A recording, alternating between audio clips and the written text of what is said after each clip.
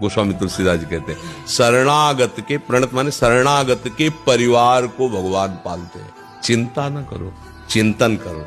कई बार हमने सत्संग में सुना है, एक सोझा नाम जी के भगत थे गृहस्थ, तो सत्संग और भजन के प्रभाव से उनको एक दिन लगा कि अब मेरा जीवन व्यर्थ संसार में जा रहा, मैं विरक्त होकर भगवान का भजन करूंगा।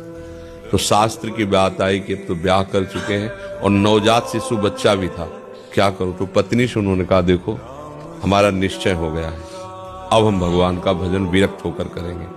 आप पत्नी, इसलिए आपसे हम कहते हैं कि यदि आप चाहो तो हमारे साथ चल सकती हो, और अगर आप ना चाहो तो ये सारी संपत्ति, घर परिवार सब आपका, मुझे जाने।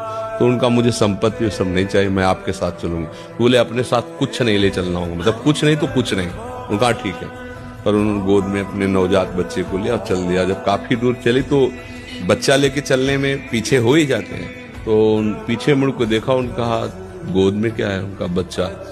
तो हमने कहा तो कुछ नहीं लेना है, तुम क्यों ले। बोले नवजात बच्चे को कैसे छोड़ दे, चीता बहुत से टन। बोले देखा इनका पालन पोषण कौन कर रहा है, तुम करते हो, छोड़ यहीं छोड़, अगर मेरे साथ चलना है तो बच्चे को छोड़ दे।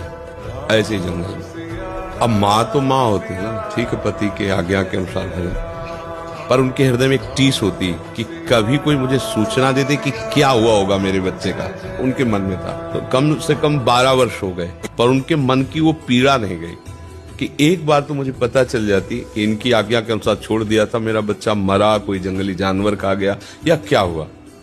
सोझा जी ने देखा कि एक बात में अटकी हुई है, बोले चलो।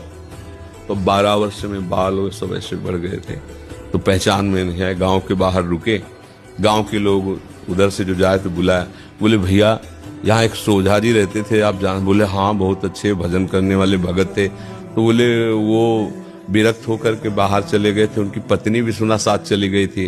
बोले हाँ, और उनका बच्चा भी था, वो इतने निर्दयी कि वो अपने बच्चे को वही जंगल में छोड़ दिया। पर भगवान की कृपा देखो, वो अपने आप बताने लगा, भगवान की कृपा देखो, राजा जो है सोझा जी का बड़ा आदर करते थे। तो जब सुना कि सोझा जी चले गए तो राजा ने अपने सैनिकों को भेजा कि एक बार उनको रोको, हम बात करेंगे। तो वो तो मिले नहीं, पर रास्ते में लड़का मिल गया, और राजा के लड़का नहीं होता था, तो उनका ऐसे भक्त का बालक हमें मिल गया, तो इसको हम गोद लेते हैं। बोले वो आज 12 वर्ष का राजकुमार है। पत्नी इसका चलो सीधे आज। बोले समझ गए, तुम चाहे जितना कमाती, चाहे जितना हम कमाते, वो उतना नहीं प्राप्त कर पाता, और भगवान के सारे छोड़ दिया तो राजकुमार वाला बैठा है। तो हम अगर अपनी चिंता खुद ढोएंगे तो परेशान हो जाएंगे, कुछ कर नहीं पाएंगे। तो अगर अपनी चिंता चिंतामणि प्रभु के चरणों में समर्पित कर देंगे तो बात बन जाएगी।